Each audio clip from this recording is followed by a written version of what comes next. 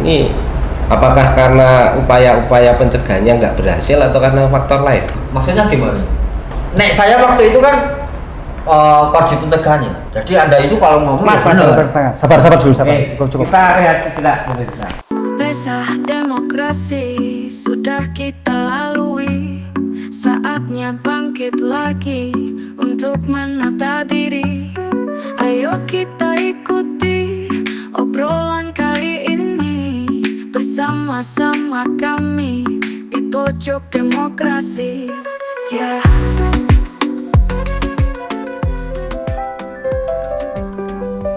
Pesta demokrasi. Selamat siang sahabat Bawaslu. Assalamualaikum warahmatullahi wabarakatuh. Berjumpa kembali dengan saya Nana Setiawan dalam acara Pojok Demokrasi yang pada kesempatan hari ini kita akan mengambil tema terkait dengan proses penanganan pelanggaran di atas awan. Kali ini telah hadir bersama saya ada 3 orang pejabat tinggi ini. Orang pejabat tinggi karena Panwascam yang posisinya di ketinggian seperti itu. Oke. Yang pertama ada Mas Dodo. Selamat siang Mas Dodo. Selamat siang Mas Nana. Oke, Mas Dodo ini adalah salah satu guru saya dalam kepemiluan karena saya masih ingat betul tahun 2009 itu saya jadi KPPS yang bintang ya Mas Dodo ini. Jadi kalau dalam hal kepemiluan sebenarnya beliau adalah guru saya dan beliau juga aktivis juga. Saat ini apa Mas aktivitasnya? Aktivitasnya pasca Panwas demisioner ini karena basicnya memang petani, kemudian terus kerjasama dengan salah satu OPD di Kabupaten Boyolali untuk kaitannya dengan lingkungan menuju ke program lestari yang insya Allah nanti nominasi dari Kementerian KLHK. Selain itu juga karena petani ya basicnya petani Mas, nyayur sama ternak. Oke, luar biasa. Selanjutnya ada Mbak Rani. Mbak Rani ini juga aktivis perempuan ya Mbak ya. Ini aktivis perempuan tapi sering piknik juga ya Mbak ya. Aktivitasnya ya. Ngantar anak-anak. Gimana kabarnya ini Mbak? Alhamdulillah baik. Saat ini aktivitasnya apa aja Mbak? Kembali ke setelan awal nih setelah selesai dari Panwascam kemarin, paginya momong di TK, terus selanjutnya karena sama seperti Pak Dodo, basicnya dari petani, siangnya berkebun. Oh gitu, wah, luar biasa. Selanjutnya ada di Panwas impor ini ya Mas ya? Impor ya? Dari Papua ya? Dari Papua. Ada Mas Pras ini juga aktivis juga. Kalau Mbak Rani tadi aktivis perempuan, kalau Mas Pras pemberdayaan perempuan lah tuh. Wah, enggak. Saya basicnya cuma seperti teman-teman tadi, cuma petani saja. Petani. Ini kalau Mbak Rani tadi dulu PPS ya Mbak? Iya. PPS, Mas Pras ini dulu dari PTPS ya, terus jadi PKD Panwas.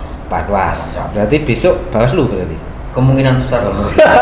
Amin, semoga saja. Oke. Ini beliau bertiga ini adalah orang-orang yang sangat kompeten dalam kepemiluan karena memang di Solo ini mungkin di Kabupaten Boyolali proses pemilunya mungkin agak beda ya Mas ya. Yeah. Kontestasinya agak beda ya, maka dibutuhkan orang-orang Panwascam yang bisa ngomong juga tapi bisa tegas juga kan gitu ya. Gitu. Oke. Ini Mas, terkait dengan tantangan utama ini dalam menangani pelanggaran itu dalam pemilihan maupun pemilu itu tantangannya apa Mas di Solo itu sebenarnya? Pertama, kalau saya melihat dari sisi letak geografis saja, di Kecamatan Selo ini kan ada 10 desa yang kemudian sektor barat ini berbatasan dengan Kabupaten Magelang. Itu ya. Terus kemudian karena daerah pegunungan perbukitan yang seperti itu, kemudian dari sisi geografis memerlukan satu energi yang selaku penyelenggara yang kemudian harus penuh gitu. Selain itu, dari sisi karakteristik masyarakat berkaitan dengan pendidikan politiknya kan masih minim Mas Nana. Artinya upaya penanganan pelanggaran itu tidak serta-merta dalam arti saklek begitu. Jadi ini hitam putih itu tidak bisa begitu. apalagi yang ikut kontestasi baik di pemilu sama pemilihan kemarin itu mohon maaf dalam tanda kutip begitu ya, itu orang-orang yang kemudian bau-bau premannya itu muncul gitu Mas Bas ya. Orang-orang jalanan yang kemudian cara pendekatannya itu memang beda. Jadi ya bahasanya Mas Nanang betul sekali harus ngomong begitu. Bahasa saya yang sering saya gunakan dengan Mas Pras, dengan Mbak Rani pada waktu itu ada bahasa yang kemudian cukup familiar di Selo. Itu kaitannya dengan pelanggaran-pelanggaran baik pemilu dan pemilihan itu ya bahasanya ngono ya ngono ning aja ngono. Bahasanya gitu. Jadi model pendekatan yang humanis, terus kemudian cara komunikasinya itu yang dikatakan rasa pangrosone itu yang kemudian yang dikedepankan itu yang kemudian menjadi senjata kita. Seperti itu. Nah selain itu mungkin walaupun saya pada waktu di Panwas itu sebagai ketua, tapi Mas Pras itu di divisi pencegahan itu kan basicnya juga orang jalanan gitu ya, orang jalanan yang kemudian pendekatannya dengan teman-teman yang di sektor barat misalnya Mas Pras ya, itu juga cukup intens. Begitu Mas Nanang. Okay. Terus kalau Mbak Rani itu mungkin kan ya dengan wilayah geografis yang seperti itu, dan kalau di Selo itu saya lihat kan kadang kegiatan itu kan sampai malam ya Mbak ya, itu menjadi kendala atau tidak Mbak itu Mbak?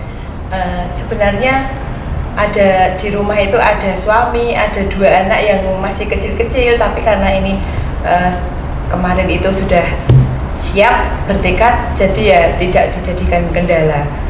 Kalau sampai malam terus harus ke tempat yang jauh, kadang medannya naik turun seperti itu, diniati bismillah saja seperti itu, dereke suhu karena saya masih pemula jadi sambil belajar begitu Pak. Oh iya, jadi nggak takut ya Mbak pulang malam-malam?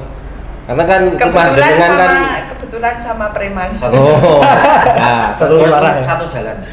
Karena pemirsa, karena rumah Mbak Rani ini di wilayah yang ketinggian sangat tinggi dan terpencil. Jadi mungkin untuk sampai ke rumahnya itu kalau malam memang membutuhkan nyali gitu. Terus tuh Mas Pras mungkin ada kendala-kendala kemarin saat jadi Panwascam? Ya sebenarnya kendala sih kaitan dengan pekerjaan kendala tetap ada.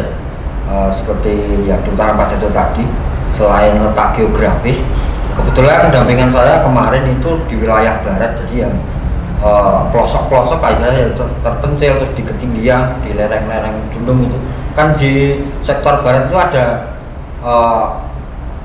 di bawah 2 lereng gunung ya, ada yang di lereng Merapi, ada yang di lereng Merbabu. Jadi sebagai kendala lah masalahnya yang geografis, juga dengan SDM-nya, manusia yang di sana itu sumber daya manusianya masih kurang. Jadi pengetahuan tentang aturan, tentang regulasi itu masih belum paham, itu masyarakatnya. Dan juga waktu pemilu maupun pemilihan, di pemilu maupun parpol maupun di pemilihan waktu itu pendukung ataupun pendukung pasangan calon juga tidak kurang memahami lah istilah regulasi, aturannya apa itu belum klik dengan kita. Oh iya. Ini tadi kan disebut sektor barat, sektor timur ya. Timur, itu mungkin wilayah dampingannya bisa disampaikan Pak. Mungkin pemirsa kan tidak tahu di desa mana saja gitu kan. Oh begini, jadi di kita Panwaslu Kecamatan Selo pada waktu itu membagi, dari kita bertiga itu membagi diri kemudian dengan istilah korwil gitu. Okay. Jadi koordinator wilayah. Dari 10 desa yang ada itu menjadi 3. Mas Pras pada waktu itu sebagai koordinator di desa Trogolile, Kelakah sama Jerakah. Terus kemudian saya sendiri ada 4 desa, ada di Lencoh, Suroteleng, Samiran sama Desa Selo. Terus kemudian Mbak Rani dengan pertimbangan berdekatan dengan domisilinya Mbak Rani itu sebagai korwil di Desa Senden, Tarobatan sama Jeruk. Itu juga saya selaku ketua kemarin mempertimbangkan soal apa yang disampaikan Mas Pras tadi, soal SDM masing-masing. Dari 10 desa ini kan mohon maaf dari sisi SDM-nya kan memang beda-beda Mas. Iya. Jadi kalau sektor barat itu lebih mohon maaf, lebih arogansinya itu lebih menonjol Mas Pras ya. Terus kemudian kalau yang di sektor tengah di kotanya kecamatan itu lebih mengandalkan soal pengetahuan soal pendidikan, karena pertarungan politiknya itu di 4 desa yang menjadi koordinator wilayah saya itu beda dengan di sektornya Mas Pras misalnya atau Mbak Rani gitu. Jadi lebih pada soal trik politik dan lain sebagainya gitu. Terus kemudian kalau di tempatnya Mbak Rani itu saya memahaminya yang di Desa Senden, Jeruk sama Tarbatang ya. Masyarakatnya itu cenderung mohon maaf tidak mau tahu begitu ya, tidak terlalu begitu terus kemudian respon tahapan-tahapan yang terjadi pada waktu itu. Artinya ya bisa dikatakan apatis juga sih ya, karena mungkin karena minimnya pendidikan politik yang terjadi di sana. Walaupun kalau dari sisi partisipasinya memang ya malah justru bagus ya, paling tinggi ya. Partisipasinya lebih bagus gitu. Saya melihat partisipasi bukan dari sisi saja loh ya, dari sisi tingkat kehadiran di TPS itu tidak. Contohnya misalnya ada beberapa masukan dari masyarakat dan sebagainya itu cenderung di wilayahnya Mbak Rani ya, yang pada waktu itu misalnya ini kok gambarnya dipasang di tempat-tempat yang mungkin secara aturan dilarang dan sebagainya, itu sebagian 1-2 orang terus kemudian juga responsif soal tahapan yang terjadi pada waktu itu gitu. Itu Mas Nana. Oke. Dari data kami ini di Selo itu kalau pemilu kan ada 2 penanganan pelanggaran dan ada 1 penanganan sengketa ya.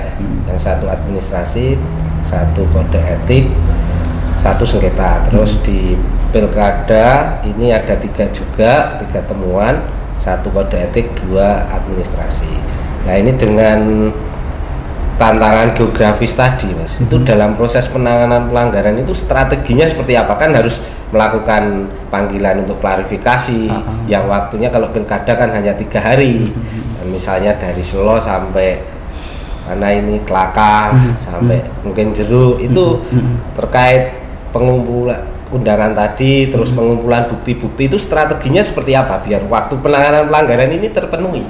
Jadi begini, contohnya misalnya kalau pemilu, ini yang menurut saya yang PSAP itu ya, yang sengketa. Kalau di pemilihan itu kan durasi waktu penanganan pelanggarannya kan sampai 3 hari. Iya. Sepemahaman saya pada waktu itu, PSAP itu durasi waktunya itu cuma 1 kali 24 jam pada waktu itu. Jadi sengketa kasusnya, kronologinya awal itu ada salah satu APK yang kemudian nutup APK yang lain. Ada laporan begitu, karena ini ada laporan ke Panwas, putusan kita tangani. Di Bawas pada waktu itu yang komunikasi inten saya dengan Mas Dewangga sama Mas Lili selaku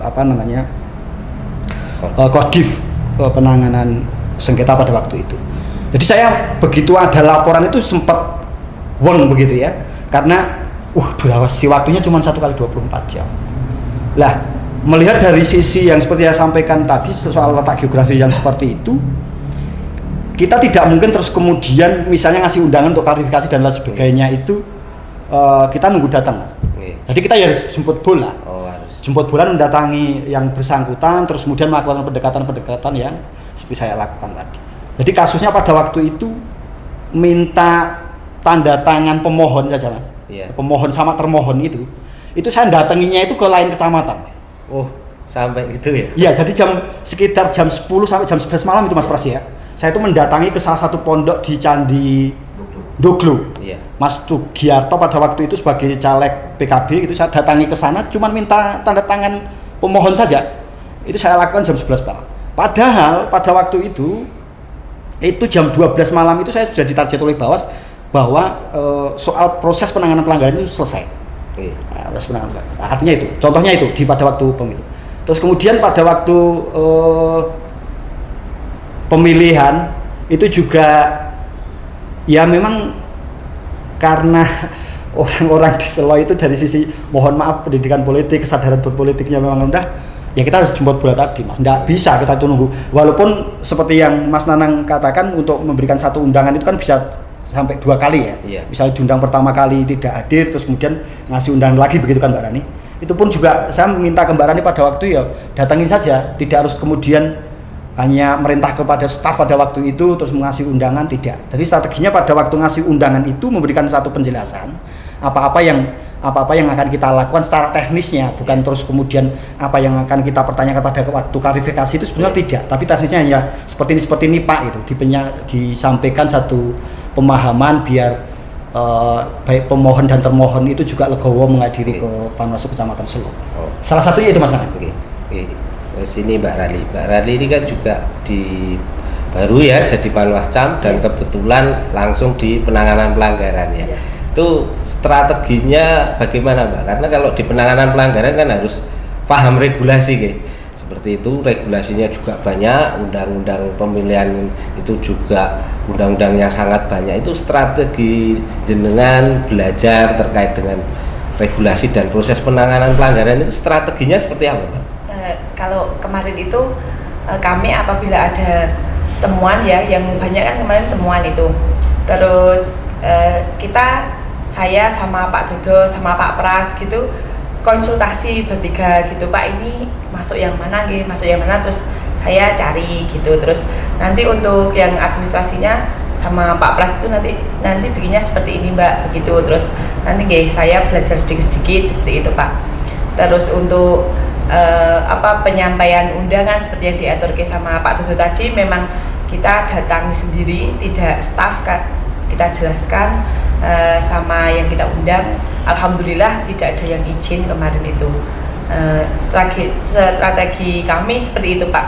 Jadi saya tidak melangkah sendiri, tetap bertiga begitu.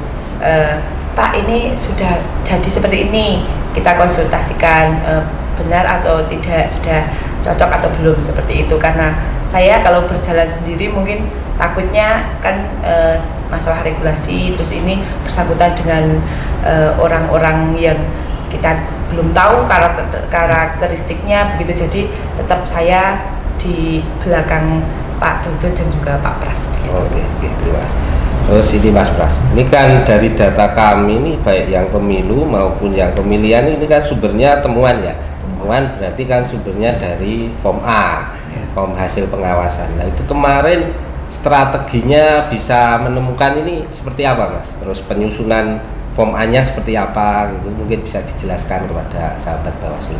Baik, kemarin memang kebanyakan dari kita itu temuan ya, istilahnya hasil pengawasan kita langsung sebenarnya itu pas temuan yang seperti contoh kemarin yang di pemilihan itu soal kampanye yang tanpa izin, itu kan juga temuan dari kita.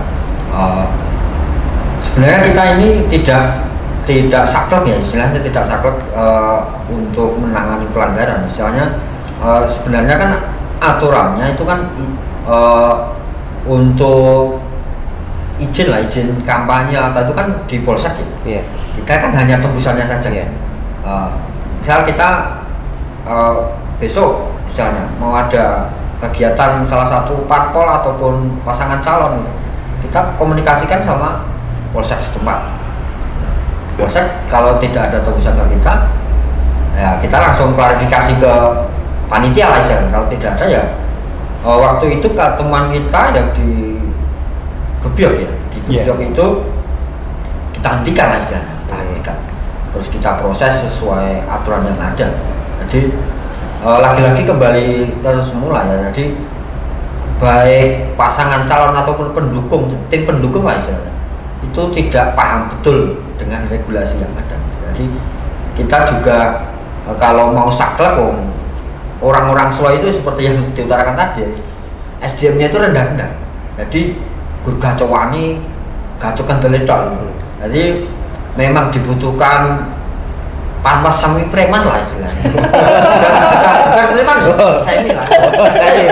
Kalau enggak, gitu. Kalau ini fakta di lapangan ya. Kalau kita istilahnya mengawasi lah, istilah kegiatan salah satu paslon ataupun partai politik, itu pasti orang-orangnya itu. Orangnya ya dalam tanda kutip rodok preman lah. Jadi kita menanganinya juga tidak yo nek ngisor ya, nek kadang nek dhuwur. Jadi yo harus tahu watak orang itu nek dikasih tahu tuh kadang gosok gitulah orang-orang Solo itu. Jadi kita harus pinter-pinternya saja untuk menyikapi orang-orang seperti itu.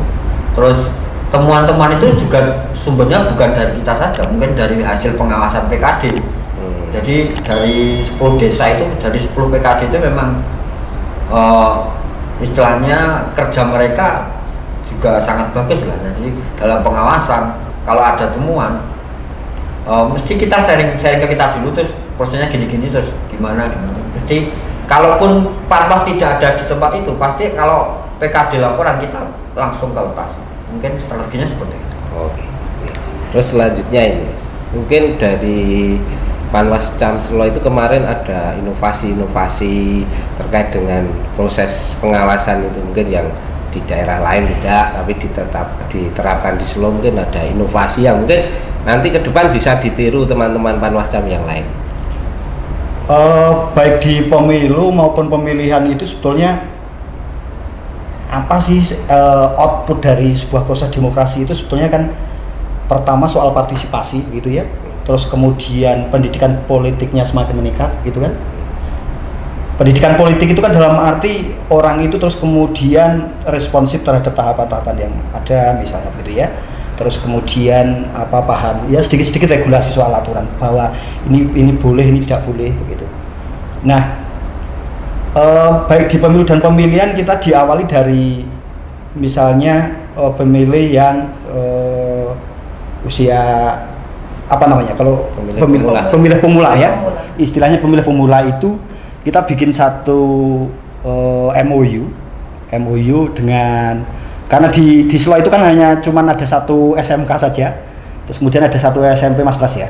Like dari 2 sekolah itu baik yang di SMP dan SMK itu kita bikin satu MOU untuk kemudian memberikan satu pendidikan politik terhadap pemilih pemula itu, walaupun kadang juga menghadirkan Bawas, tapi kadang juga kita sendiri yang kemudian melakukan Mas Pras pada waktu itu ya. Itu pertama.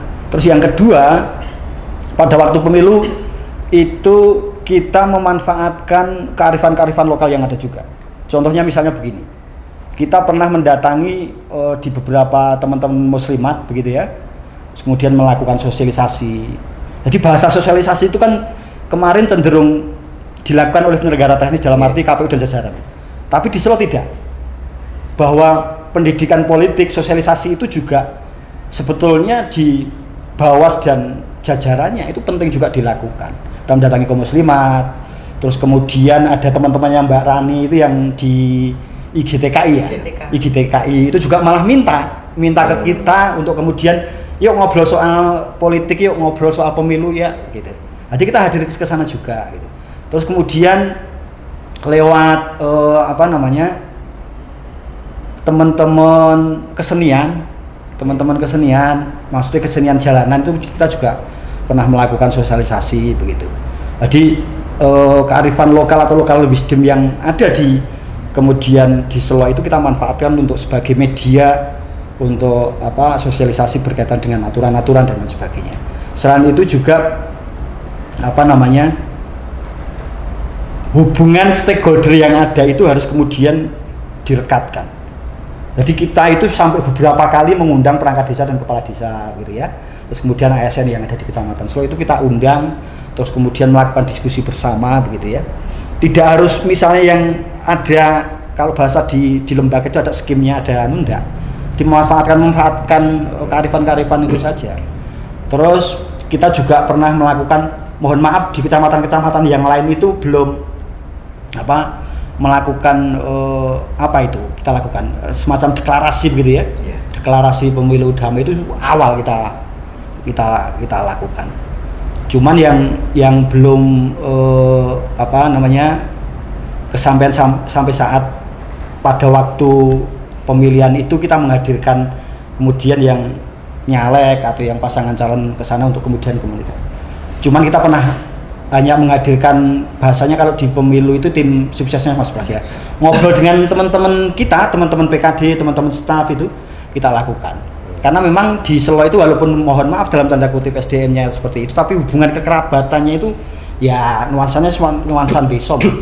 Jadi model pendekatannya itu terus kemudian lebih kita upayakan ke hal-hal yang sifatnya kearifan lokal tadi.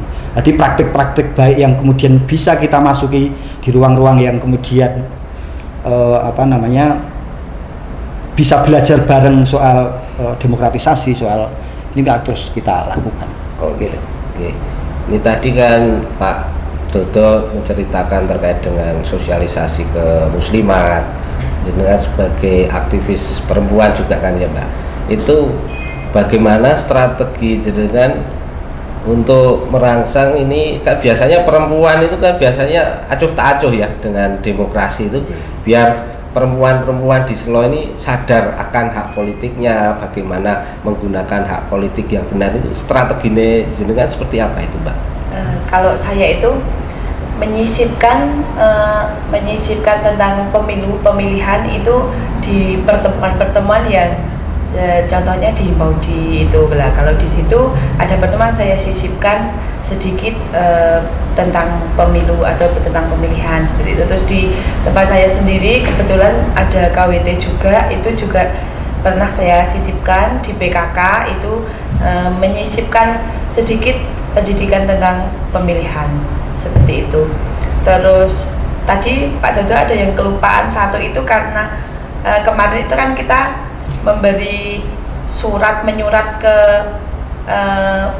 pemimpin partai atau pengurus itu banyak tidak dibaca. Nah, karena tidak dibaca ada beberapa kali yang pelanggaran pas kampanye itu tidak memberitahu pemberitahuan kepada kita. Nah, itu kita kumpulkan ya Pak itu. Kita kumpulkan itu tidak kita beri surat lagi. Jadi dibacakan regulasi-regulasi seperti itu. Nah, itu antisipasi kita untuk pendidikan politik seperti itu, karena ya memang mereka ngaku sendiri suratnya kemarin tidak dibaca. Nah, strateginya seperti itu, dikumpulkan dari dua-duanya dari pengurus pasangan calon itu, terus kita beritahu yang tidak boleh seperti ini, yang boleh seperti ini, seperti itu. Mungkin itu Pak.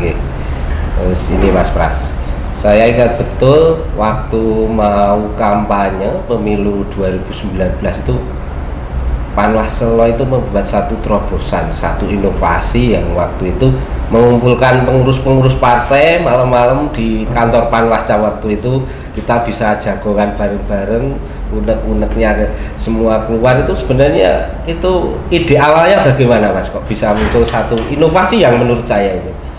Ya itu lagi-lagi sebenarnya sebagai sosialisasi ya kepada mereka. Misalnya kita seperti yang utama tadi, jadi kita lebih jemput bola lagi. Jadi memang sebelum perhelatan itu berlangsung kita panggil dulu lah, setelah kita undang lah jagongan ngopi di kantor itu memang sampai malam itu Pak. Jadi dari partai politik itu kita pengurusnya kita undang lah, undang pun cuma lewat via WA saja, tapi kebetulan waktu itu juga banyak yang datang. Jadi lagi-lagi sebenarnya untuk membuat pesta demokrasi itu lebih jalan, maksudnya lebih jalan, ya jalan dalam segi aturannya pada paham, terus tidak terjadi pelanggaran ataupun kecurangan yang ada. Jadi inovasi-inovasi itu kita lakukan terus, sosialisasi kemanapun kita juga sering kita lakukan.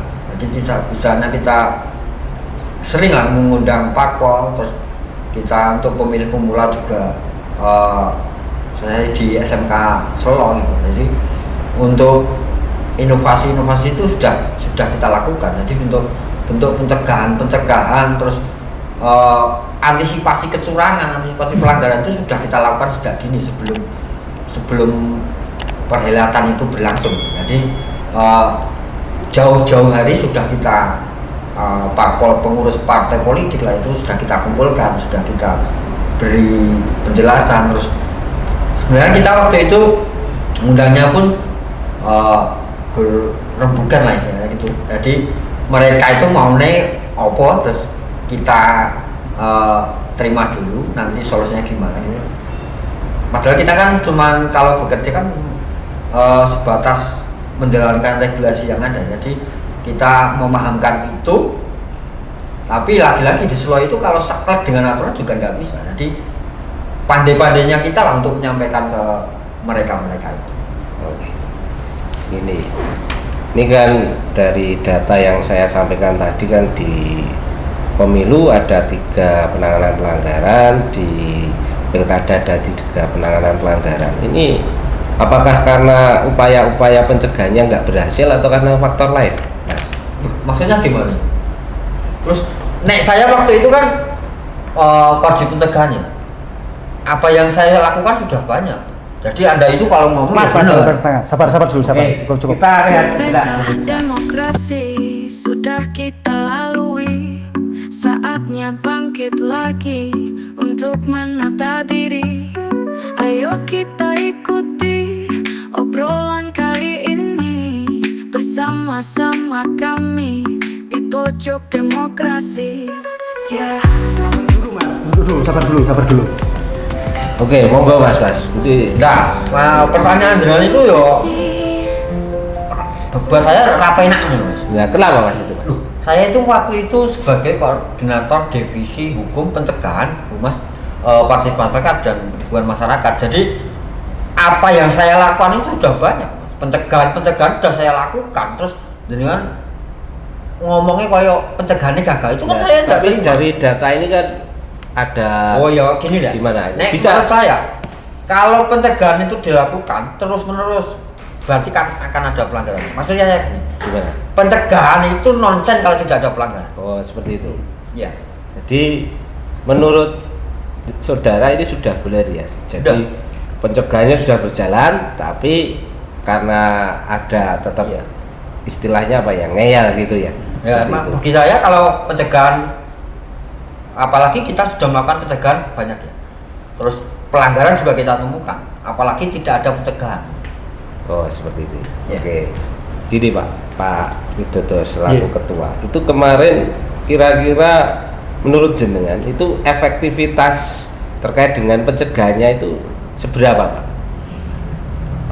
Soal efektivitas pencegahan kita tidak bisa terus kemudian prosentase karena indikatornya di setiap penanganan pelanggaran itu kan beda ya. Misalnya pelanggaran administrasi, ada kode etik dan pelanggaran yang lain kan indikatornya beda.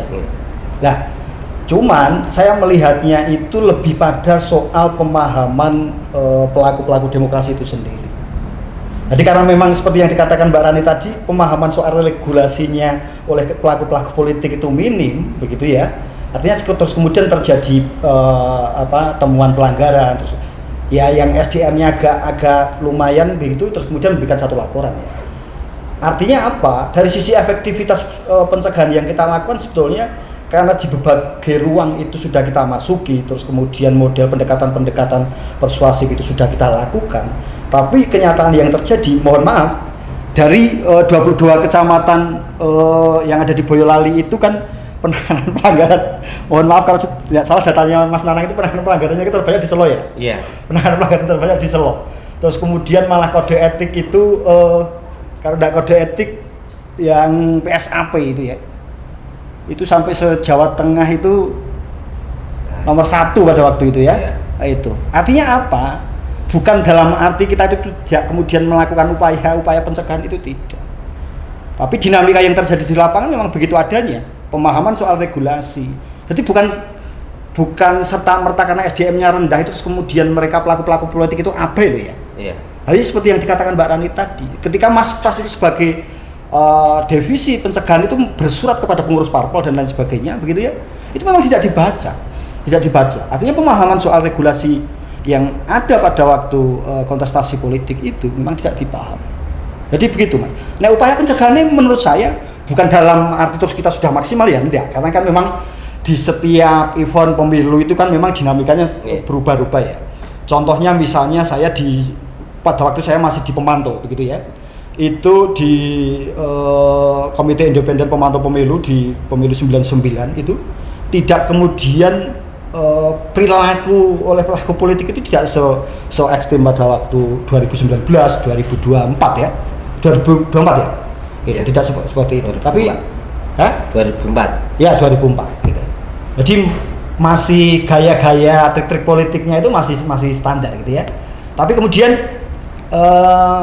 dengan berjalannya waktu itu praktik-praktik yang dilakukan itu justru malah ya bahasanya Mas Nanang memang harus punya karakter orang seperti itu harus mempunyai nyali yang beda. Contohnya misalnya begini, jelas-jelas pada waktu hari H pemungutan penghitungan suara itu tidak boleh warga yang sudah mempunyai hak pilih itu tidak boleh membuat satu keributan atau menghalang-halangi pemilih untuk kemudian melakukan pilihannya. Tapi pada waktu pemilu itu terjadi di TPS 3 Desa Samiran Duku Pentongan itu ada salah satu warga yang kemudian bikin onar di situ. Ada salah satu warga, saya tidak menyebutkan nama begitu ya, tapi bikin onar di situ. Nah, kalau situasinya seperti itu, yang bikin onar itu ya memang mohon maaf, orang ini jebolan Nusa Kambangan, Mas. Orang ini jebolan Nusa Kambangan. Kalau pendekatannya pada waktu hadir di situ kita kasih tahu soal regulasinya, ya mesti malah ngajak perang, malah ngamuk. Artinya terus kemudian pendekatannya ya pendekatan yang humanis tadi. Walaupun memang realitas yang terjadi, dinamika yang terjadi di lapangan tetap seperti itu belum seperti yang kita harapkan. Jadi upaya pencegahannya menurut saya yang dilakukan Mas Pras dan teman-teman saya, karena memang kan kita kan Panwas itu kan kolektif kolegial begitu ya. Terus kemudian segala sesuatu harus diputuskan dengan pleno gitu ya, kita mesti menjalin koordinasi dan komunikasi di kita lebih mengedepankan pendekatan-pendekatan yang humanis tadi. Artinya apa? Upaya pencegahan itu tetap sudah kita lakukan. Sudah maksimal ya? Ya, sudah maksimal. Oke. Ini Mbak Radi tadi disebutkan kolektif kolegial ya Mas Toto. Itu kan ketika menangani pelanggaran terus nanti kan dibikin kajian terus pleno. Itu saat pleno itu dinamikanya seperti apa Mbak? Apa semua terus langsung setuju, proses berlanjut dan sebagainya, atau ada dinamika mungkin yang pemirsa pengen tahu seperti itu? Oke.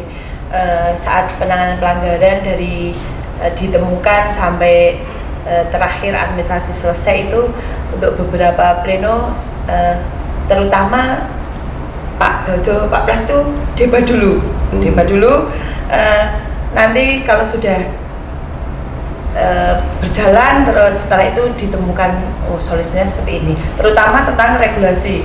Nah, tentang regulasi itu mereka pasti ini pakai ini seperti itu. Nah, tidak serta-merta mulus terus pleno selesai itu tidak Pak. Jadi kita ada perdebatan, kadang ada tidak setuju atau itu pasti terjadi seperti itu. Jadi ya dengan pleno terus setelah itu baru kita, walaupun Pak Ketua terus saya penanganan pelanggaran terus Pak Pras itu HPPH itu, kalau ada pelanggaran itu tidak terus kamu sendiri kerjakan sendiri, itu tidak, kita tetap bersama-sama, apalagi saya masih perlu dampingan seperti itu.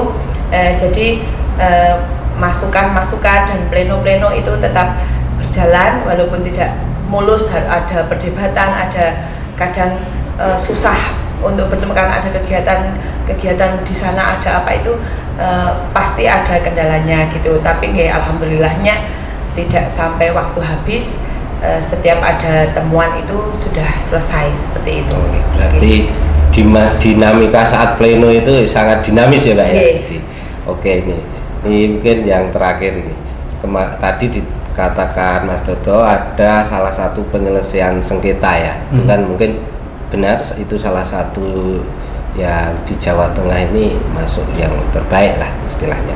Itu bisa diceritakan itu Mas, kronologinya seperti apa, terus penyelesaiannya seperti apa? Tadi sudah diceritakan tapi mungkin lebih detail gitu. Mungkin kalau apa ya istilahnya kan mungkin menjadi suatu pengalaman. Baik Mas Nanang, mungkin saya akan ceritakan karena pada waktu itu saya sudah bersama dengan Mas Pras, mungkin nanti bisa melengkapi itu dan bisa koreksi apa yang saya sampaikan. Karena kan sudah berlangsung beberapa bulan yang lalu gitu ya. Pemilu itu sudah pemilu pada waktu itu. Jadi begini, penanganan sengketa itu terjadi di Desa Jero. Lokasinya di Desa Jero.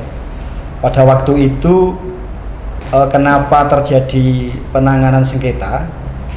Jadi salah satu APK, saya lupa APK-nya Mas Tugiarto ya. Iya. Mas Tugiarto dari caleg PKB itu ditutup oleh calon presiden. Nah, ditutup oleh calon presiden. Nah, dari timnya Mas Tugiarto caleg PKB itu kemudian tidak terima, karena memang kan secara aturan untuk pemasangan APK kan sudah ada yonasi-yonasinya begitu ya, dibagi-bagi ini gitu, dan ada tempat-tempat larangan misalnya tempat ibadah, sekolah dan lain sebagainya. Nah, pada waktu itu laporan yang disampaikan ke Panwas itu by phone. Mas Tugiarto pada waktu itu telepon ke saya, Mas, saya mohon penjelasan kalau misalnya APK saya ini ditutup oleh APK salah satu pasangan calon itu apakah secara aturan menyalahi aturan gitu. Saya katakan pada waktu itu ya, kalau penjenengan tidak terima APK penjenengan itu ditutup oleh pasangan calon secara aturan memang tidak boleh.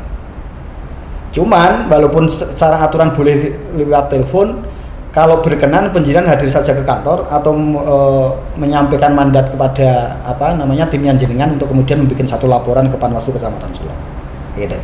Nah, proses berjalan, ada laporan secara administratif pada waktu itu Mbak Istriani, terus laporan itu diterima oleh staf, terus kemudian kita melakukan, karena ini kan informasi, walaupun ini laporan itu juga ada, kita harus melengkapi informasi awal dulu Mas, menggali informasi betul atau tidak, kita cek lokasi pada waktu itu dengan PKD Mas Septian pada waktu itu, kita cek dulu betul-betul APK ini menutupi atau tidak gitu ya, datang ke sana, oh ya, terus kemudian setelah cek lokasi, kita terus kemudian merapatkan itu dari 3 kodim, saya Mas sama Mbak Istriani pada waktu itu.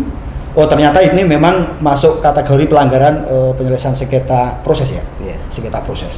Nah setelah itu, jadi di pemahaman saya itu proses sengketa itu kan bisa diselesaikan proses sengketa cepat gitu ya, cepat. Proses sengketa cepat, jadi bisa dilakukan seperti itu. Artinya kita di lokasi terjadinya pelanggaran itu kita bisa memediasi itu. Kita komunikasi dengan Mas Giarto, nanti kita akan pertemukan dengan pemasang, karena pada waktu itu kita juga masih mencari Mas Anang, mencari siapa sih sebenarnya pemasang APK yang kemudian nutupi APK-nya Mas Giarto itu. Ternyata hasil investigasi kita ke lapangan itu ternyata yang masang itu tetangga saya sendiri Mas. Tetangga saya sendiri yang kemudian menjadi salah satu tim sukses pasangan calon gitu ya. Artinya model pendekatannya lebih mudah pada waktu itu. Kita hadirkan ke Panwascam, terus kemudian menggali informasi apa yang kemudian mereka lakukan begitu ya. Itu. Nah, karena situasinya lagi-lagi di kampung Mas Nanang, walaupun kita juga harus selesai hari itu 1 kali 24 jam. Terus kemudian kalau tidak salah pada waktu itu kita memediasi di lokasi terjadinya pelanggaran Mas ya.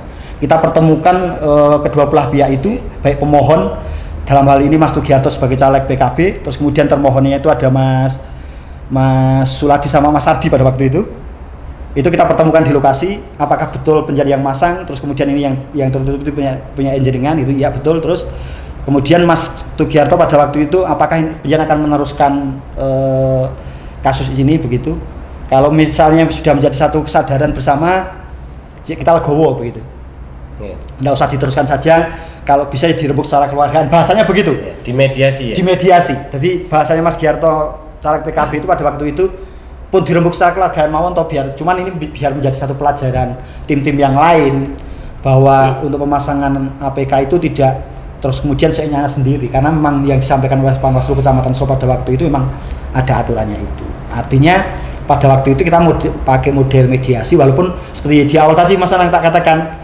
karena durasi waktu penanganan pelanggaran sengketa itu cuma 1 kali 24 jam itu memang secara administrasi, terus Mbak Istriani sama staf itu pada waktu, stafnya siapa pada waktu itu? Mas Tio pada waktu itu harus wirawirin datang ke Mas Ladi, Mas Ardi, harus saya ajak ke Candi Joglo untuk minta tanda tangan pemohon itu. Artinya pada waktu itu yang ya bisa dikatakan agak dramatis memang, karena 1 kali 24 jam kita harus di deadline waktu, dari bawah sudah telepon saja begitu. Cuman kebetulan begini Mas Nanang, saya salut, saya merasa terbantu, saya merasa terus kemudian bukan karena mengandalkan kedekatan loh ya. Karena ketua Bawaslu sendiri itu juga saudara saya, Pak Dodo pada waktu itu, terus kemudian Mas Nanang sendiri kan domisili Solo. Jadi misalnya melakukan mau bikin kajian dan lain sebagainya, itu model komunikasi dan koordinasinya lebih mudah. Setiap penanganan pelanggaran apapun seperti Mas Nanang lakukan pada waktu itu, saya mesti yuk kemudian intens koordinasi sama Mas Nanan, memberi minta satu pencerahan untuk karena kan pemahaman regulasi itu kan tidak mudah. Sering pada waktu pleno itu melengkapi Mbak Rani 1-2, tidak kemudian 1 hari itu clear saya sama Mas Pras tuh, mesti 2 hari terus kadang intonasi suaranya itu selama 2 hari itu terus kemudian perang dulu. Iya, enggak seperti biasa. Sampai terjadi kadang staf itu malah PKD itu pernah Mas Pras ya. PKD itu nunggoni kita untuk satu bikin kajian tuh regulasinya bukan ini Mas Pras, seharusnya yang ini masuk pelanggaran ini begitu ya. Itu sampai kadang 1-2 hari itu dari intonasi suara saya sendiri itu ke Mas Pras itu sudah, Mas Pras sendiri juga ini mesti kekeh dengan enggak gini Pak Ketua dan sebagainya. Begitu Mas Nana. Oke. Mungkin ini Mas Pras. Jadi sudah prosesnya sudah, terus hasil dari mediasi itu seperti apa dan apakah pihak-pihak tadi yang bersengketa itu juga sudah setelah itu clear, legowo, tidak ada masalah? Ya, sebenarnya kalau pihak-pihak yang sengketa tadi ya istilahnya damai dalam arti memang dari awal mereka tidak tahu secara regulasi kalau itu tidak diperbolehkan ya. Jadi endingnya ya sama-sama sadar lah, setelah juga sudah saling memaafkan, saling menerima. Jadi tidak ada konflik lah setelah itu, tidak ada konflik. Jadi prosesnya itu selesai di hari itu juga dan sudah damai lah. Jadi kita ketemukan, dan yang bikin agak itu tempat kejadian di desa saya ya. Yang masak tetangganya Pak Dodo itu kan kayak piye. Jadi memang ya aneh, asik lah istilahnya. Pengawasan itu asik. Jadi setelah itu endingnya juga damai dan tidak ada konflik lagi. Jadi aman-aman saja lah. Itu terus APK-nya itu dipindah atau bagaimana itu? Waktu itu dari pelapor dan juga yang terlapor, istilahnya kan terlapornya sudah ketemu itu ya, kita ketemukan di lokasi.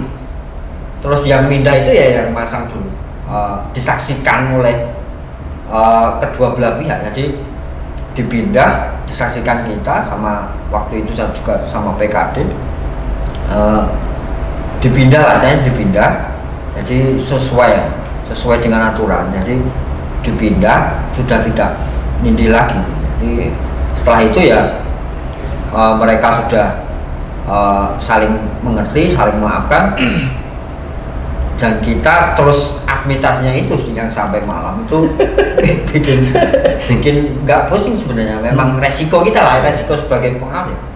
Tapi kalau menemukan semacam itu malah bagi saya untuk menambah itu. Jadi yo seneng Pak, yo seneng yo ora itu. Jadi ada pelanggaran itu yo jengkel, yo seneng. Narane pelanggaran sedih kadang. Tapi kita nggak pernah berharap itu enggak, tapi memang real di lapangan seperti itu. Oke.